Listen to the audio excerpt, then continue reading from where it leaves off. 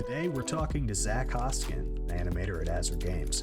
Besides a slew of upcoming or previously unannounced projects, he was an animator at Steamroller Studios with Nick and I, working on projects like Dauntless and Destruction All-Stars. He also joined Steamroller Technologies, working on Universal Studios attractions.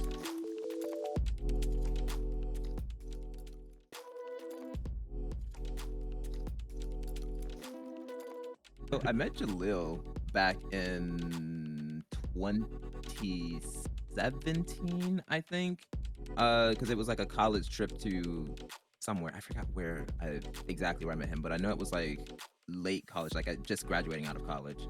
And he saw my out of college demo reel, which I can post that too. Like I can show you like the nonsense that I showed him, thinking that it would be enough to get a job. It's on hard drives. Like I have my thesis films are also on my hard drive.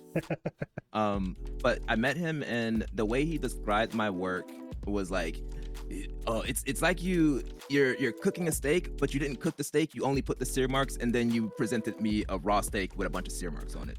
And then that's where 'cause I think Bob was also in this class. He offered to have me in like his little like course where he trains people who will eventually get hired into Steamroller. But yeah, I was in his class for like 8 months ish, just doing like just body mechanic stuff and just like the way that he wants you to animate, the way that like when he would gather all the animators around and just have him like he would like show what he does and like how he does things, how he talks to the curves. So I was in that class for like 8 months, and then he was like, hey, if you can get yourself up to Orlando, I can give you a job at Steamroller. And then that's how I got started there. And from there, it was a mixed bag because I was like mediocre at best. I was more or less one of the like worst animators there, like comparing myself to everyone else who were like people like who was it, Kai, like Sarah, you guys, Tal, like all of you guys were a lot better than me, and there were days where I was staying like late nights at the studio just to keep up, you know what I mean? Yeah. It's one of those things that I remember asking, I can't remember who it was, but when I started, I was also like, well, I'll just work a little bit extra and like I won't log it. And that way I get the time. And the person was like, don't do that because it sets an unrealistic expectation of how long it takes to do. Like that's from a very like production standpoint, then obviously the mental health and like wrong. Actual health. No, it's true, but like you want to balance both things, like also your mental health, also for like because you can't sustain that for the rest of your career. And that's tough because I do tell people frequently that you do have to do extra work. You do have to try, but like you have to do it like instead of watching a movie on a Saturday night, like maybe you would animate something. Like, or like the best example is just like instead of playing a video game for 6 hours, you would animate. Like that sacrificing something where you're already staring in front of a screen. It's not like work 18 hours or like, you know, work at your job and then work another 8 hours at home or something like that, like on top of that. Because you'll lose your. And that's kind of the hardest. That's the hardest part in a lot of ways. Just being able to dig deep, especially after like a day of doing it at work. Just like for doing personal stuff, because that's honestly like almost all of my work is personal work that I had to just go and do myself because every project I work on gets canceled. I was going to say this is one of the reasons that's a common thing. Well, I wanted to talk to you about this because you posted, I think over the last few years, like from your time after Steamroller, you went to Lost Boys, right? And then after Lost Boys, you're at Azra now. And you've posted, I think, just a lot of personal shots over the last few years. I feel like I see you post stuff pretty frequently, and I really liked, I think what I remember catching my eye the most was you participated in like one of those challenges where it was kind of like a Baldur's Gate camera point of view, you know, where it was like that almost top down. Oh yeah, and I really like that one. I mean, they're all been good. Isometric, there's a name for it, of course there is. Sure, I do go outside. I touch grass, you know. I call it the League of Legends view. Yeah, there you go. Yeah, that's it. So the funny part about that is that I am in the I'm in the Riot Discord server. The like they're called the Rats, the Riot Animation Team Discord server. Perfect. Yes. And one of their lead animator R&D people, I actually don't know exactly what her role is at Riot, but Lana Bishansky, She Name sounds wanted to do a familiar. talk in she wanted to do a talk in somewhere that I don't remember anymore, about animation direction. And the problem is that she's an animation director, but she's working on the right R&D project that she can't talk about publicly. So in order for her to do the talk, she needed to basically like run a fake dev team running like all of her the animation know-how nonsense that she does, right? So she went in the server and she was like, "Hey, is there anyone who would be available from like this month to this month to help work on like a project with me?" I threw my name in the hat, just kind of like on a whim, which is what I do a lot of times. I just like I see something, I YOLO, just man. put my name in a hat, and I'm like, well, the worst they can say is no, or Yeah. that you're ugly. So that because this is the shot with the scythe where like you're spinning the scythe around. Is this that Yeah. shot? Yes. Yeah, it's one of my. I didn't know if Nate was talking about this one specifically, but yeah, that's one of my favorite shots that you did too. I like that one. Yeah, so that's all through her. Just like I had an idea. The whole point of the project was we were copying No Rest for the Wicked from No Moon Studios, if you guys have heard of that game. Yeah. Our hope was to like target that style, like that like gritty but like sort of like light footwork kind of style. And I had an idea where like he like spins a scythe and he does like this like backflip back to his original spot, and she's like, "No, that's not cool. Like we need something like we want him to feel like hefty with this scythe spin." So it just became that through like direction through her, and she did her little talking on all the stuff. And that one's one of my favorite shots as well. Like that one is still in my demo reel today, just because I think it's one of my better shots. What It looks really cool. did you change? Like, I mean, obviously you have done something, but if you can think about it, like what changed in your workflow from your time at like Steamroller to, I don't know, even now, like any type of workflow thing. The big one, I don't know if you guys know this guy, Tuxedo Pato. He does like a lot of like. So I just he has downloaded a bunch of his on- tools in his workflow. Yeah, so I use all of those, by the way, because the big one is the aim space locator nonsense thing that he does, where he solves gimbal with translation. Because on his Gumroad, he has like a whole thing where he does his workflow on one of his shots, and he basically says that it's a trick that he learned from the animation Sherpa thing. Richard I haven't Lico. gotten that, and I haven't watched the Richard Lico stuff. Yeah. Yeah. So I started using that workflow where you just get like a pretty solid blocking that takes like a couple hours, like a day to a couple hours to do of like some stuff, especially if you have good reference. And once you hit the spline button, you just do aim spaces on the root and the chest, and just like track the arcs on the locator, and it basically solves all of the rotational nonsense for you. I feel like a hallmark of that person's work. It's so weird. It's a Twitter. I don't know who I think it's in the tools. If I go through the Python script, I feel like the name is in there. But Tuxedo Pato, a hallmark of their animations has been like pivoting off of like a sword point and wild rotations and switching spaces a bunch of times. And for like Animation Sherpa, which is a space switching course, that means like importing your rig and like messing with the hierarchy of things. And what I liked is that his tools make that not as necessary. So you can use like a referenced rig, and you can run like the aim space tool or like the temporary pivot tool. There's a few other ones, and be able to do I say the same thing. For some reason theirs always comes out super cool and mine doesn't, but it's definitely the trick is that I watch a lot of anime, and I play a lot of games like Zenless Zone Zero. So like it's ingrained in my blood. When I watch videos like that, I feel like someone from No Rest for the Wicked, Arthur Muniz. Yes. We're butchering it, I'm sure, but we like that person's animations are also kind of that like the isometric style. It's called isometric, Nick. You didn't know. I'm telling you. But I appreciate you. They're also just so it's motivational. So like what you're saying about like I just want to work on like a game like that, or I want to like it when you're that big of a fan of those things, it just makes it so much easier to crank out work that like mimics it, because it's not easy if you're not super into it. Can I say too, like as like a tangential point to that, is like once you're kind of in the industry and established, unless the project that you're working on is yours, half of the time if you want to actually make something, and when I say make something you want to make, I mean like specific animation or style or whatever, you kind of just have to do your own thing, because work is gonna always be one way with one style. Like, you might work at something like Sony where you're working with like all like mocap all day. You're like, well, I want to do a 3-hit combo that's keyframe. Well, the only chance you're gonna get is to do it on your own. You know what I mean? Like this.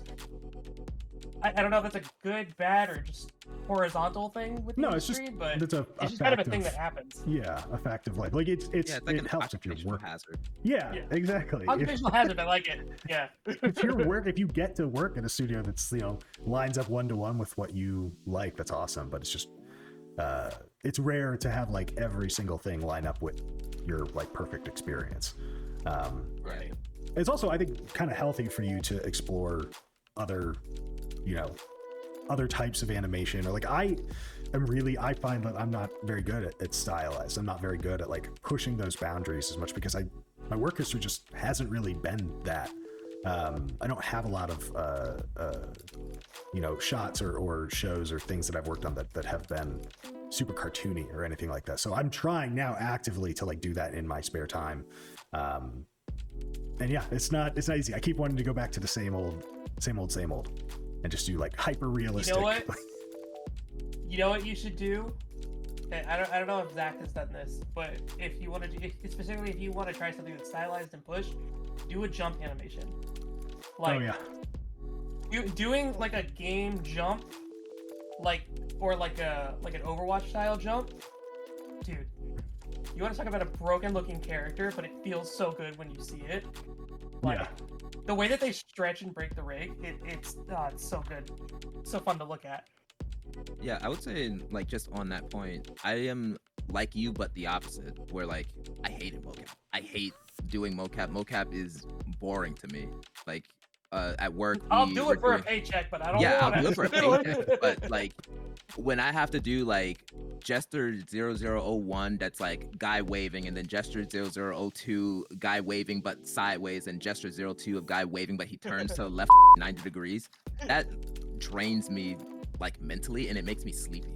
Yeah. Whereas, like, and that's kind of why, like, I started, I mean, it's not exactly why, there are more factors to why I started doing, like, a lot of my own personal stuff, but when I have days where it's just, like, put the idle pose, make sure the like idle pose doesn't break the animation, and then make sure the animation is pretty much 1-to-1 with the mocap, and then go and do the next one, put the idle pose, make sure it doesn't break anything, put the idle pose, make sure it doesn't break anything.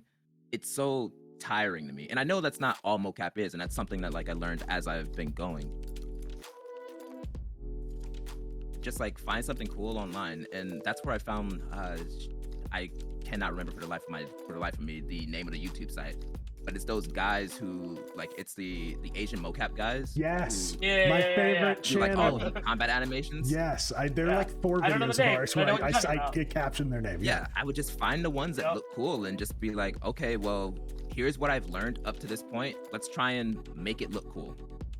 And after I left Steamroller, that's when I started doing, like, that's when I was able to do iAnimate courses, because I was more stable financially. So I did like the whole iAnimate gambit, where I had the Kyle Kenworthy class. It was like the basic body mechanics to, like, really learn, like, workflows and, like, how to do this stuff outside of, like, past a junior level, basically, because at that point I still think that I was very much, like, junior to below junior level.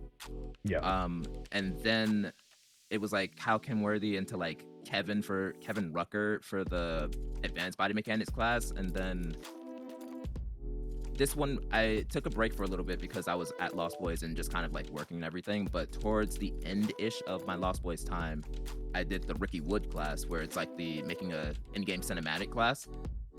But yeah, after that, that's kind of where a lot of this started to take off, and I started to get more and more comfortable, to the point where, like, I felt like I could compete with other animators, because before then I was very much like, I'm not even close to any of these people, and there's no way that I'm gonna get close, because if we're doing a sprint and I'm running, like, 2 miles an hour, everyone else is running, like, 10, 20, that's not how fast people run, but you get what I mean. Like, everyone's moving at the same time, and I'm moving so much slower that, like, that gap, I put the steps down. But yeah, it just always felt like everyone was a little bit ahead of me all the time, and there was never any way that I could keep up with them like before then. And I think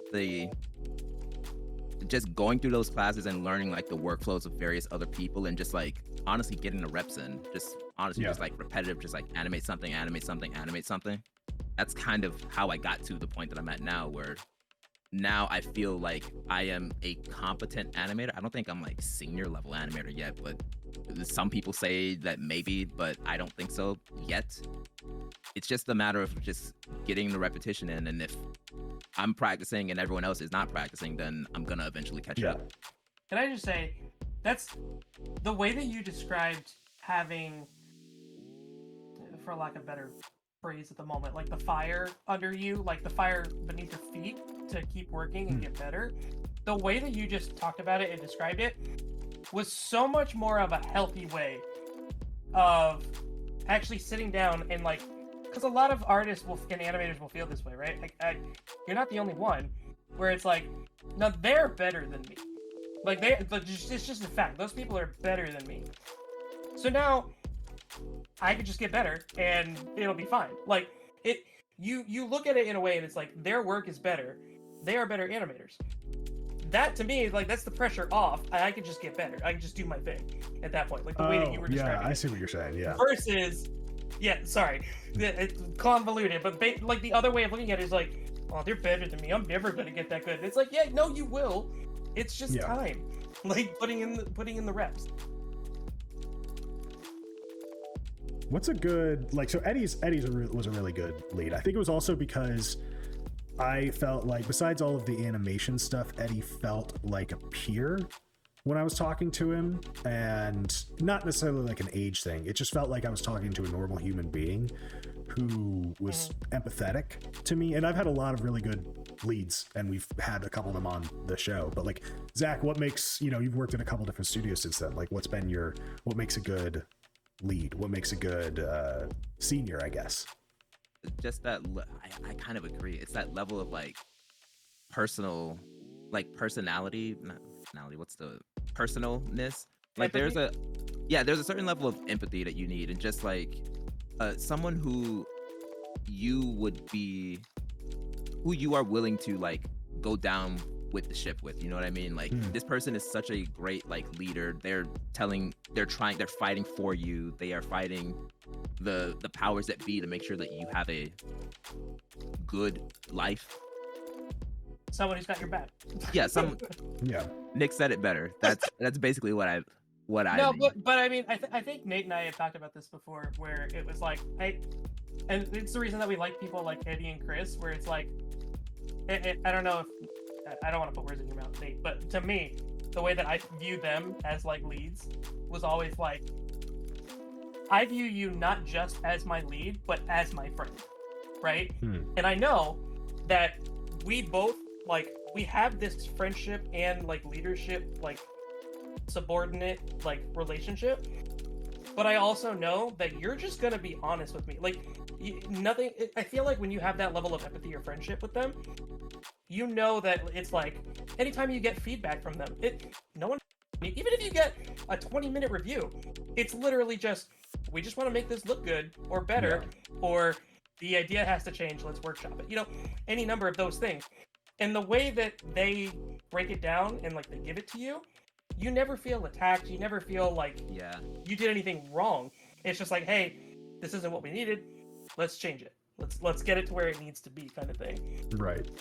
Oh, just like to further that point, my lead at Azra, Matt Zenier, he was also that level of like, I will fight for you. I will fight for my animators to get what they need to get things done.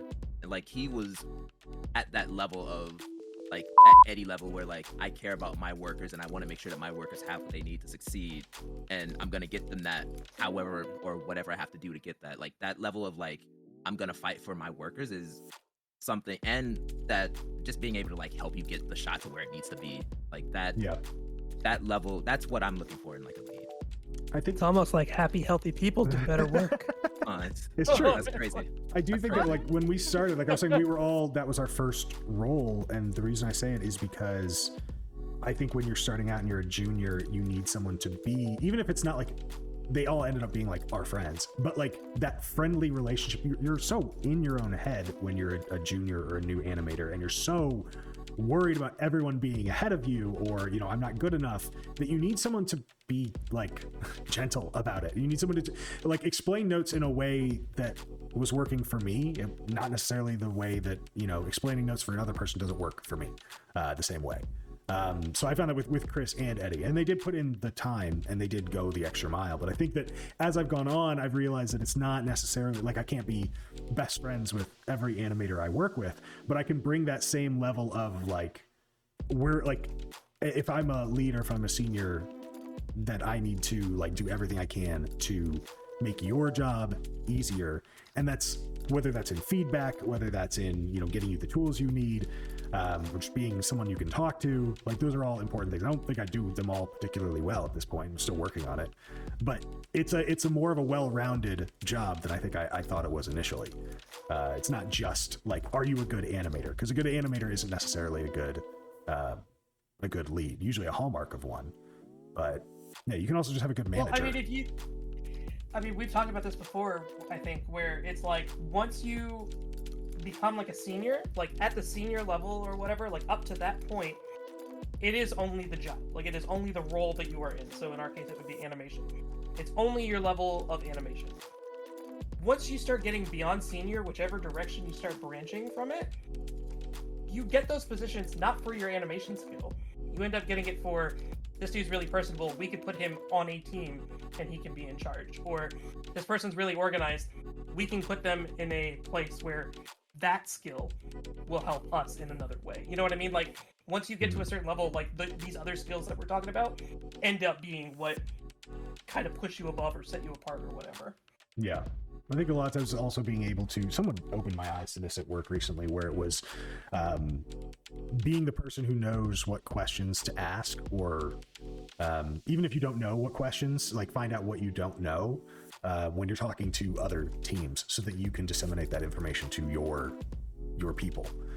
Because you won't know all the, you know, things off the top of your head, but you'd be like, okay, so, you know, what rig are they using? Are there any poses we need to match? What's a time frame for each shot? Like, all these different things that, you know, what VFX are being used, that aren't just like the animation itself and, you know, your relationship with a specific animator. So it is much more of a organizational and thinking ahead and like planning ahead role. If I was talking to a aspiring, like a new graduate from whatever Mr. Animate University, I would say that if you truly want to be an animator, any kind, like be it game or cinematics or movies or whatever, I would say that any choices that you make should be geared towards being an animator. And if there's something that you aren't sure about, you should ask yourself, will this help me to get to my end goal, being an animator? Also, like, inspiration goes a long way. People would do like art battle competitions. Some people in the comments may know about this, but there was this one animator, unknown person. He had this character Climber, and he had this he was one of the first like animators that I ever like saw, that when I've learned that like this is something that you could just kind of do. And he had this character Climber. I'll see if I can find the videos, because they're old as hell. But it was basically just like a series an animated flash series that he did of Climber going through like this like crazy people asylum, fighting all kinds of like other crazy people. And that was one of the things that like inspired me to start doing this. And it wasn't until like, honestly, like the last couple of years that I found my stride in doing this, where I feel like that tiny baby Zach that was inspired by that has now hit the point where like that inspiration has become like the craft. Yeah. No, that makes total sense. You find your thing, you find the thing that inspires you. It's not necessarily going to be, you know, the same kind of animation that inspires everyone else. It lights a fire for you. I find that I didn't have the same sensibilities or not sensibilities, same like animations that I liked were not the same thing that everyone else liked. The same type of video games that I liked were the same that everyone else liked, but stumbled my way into it at the end eventually. Uh-oh. Nick, is that your camera? Or is it mine? It's like my internet. Do you want me to turn it off and on again? I don't know. No, you're okay. I can... Oh, am I? Okay. It's very stuttery on my end, so... Yeah, turn it off and on again. Let's see if that works. Oh, it's so Should I turn off and on again? No, you're good. I think you're good. You know what? Okay. Yeah, I'm gonna leave and come back real fast. 'Cause it happens sometimes. Oh my god. That's so funny what you're saying about the Like Discord. what's that? Oh. The oh my god. What were we just talking about? I just completely DeviantArt? blanked on it. Yeah, because I remember for a second I was just like, what is that? I was like, oh, right. I know what that is. For a second, I completely DeviantArt fucking and forgot what that Newgrounds. was. Yeah. My mind I was was just like, total blank, and I was like, when I was in high school, I was big on like DeviantArt, Newgrounds. Yeah. Like I was watching like Sonic vs Mario Flash animations because that was Yeah. like the thing at the time.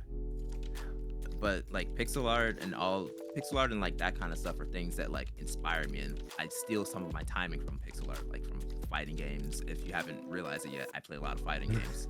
yeah. Basically, every fighting game that's not 3D, I should say, because I don't play I Tekken. was I gonna play say the Soul only Calibur. fighting game that I like is Tekken, so I know that that's different. I don't play any. Is there anything else you want to throw in there? Because we're going to wrap up here in a second. Anything you also want to talk about? Anything important you want to say to the 50 people who might watch this?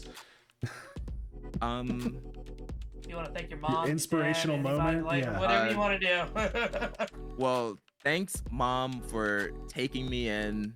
Honestly, thanks, Mom, for birthing me. Did you hear You're a real that? one. She's watching. But I would say like my actual last thing is just like to everyone out there, just learn at your own pace. Like it's a marathon. It's not like a sprint. Like you will get to where you want to be eventually. It just takes time and a little bit of effort. So just don't hurt yourself. If you feel like you aren't enough right now, that's okay, because you'll be enough tomorrow. If maybe not tomorrow, maybe like in a couple months. At some Who the fuck point. knows? At some point, you will be enough. But Look, right now, you are a you teacher. This you is are enough for me.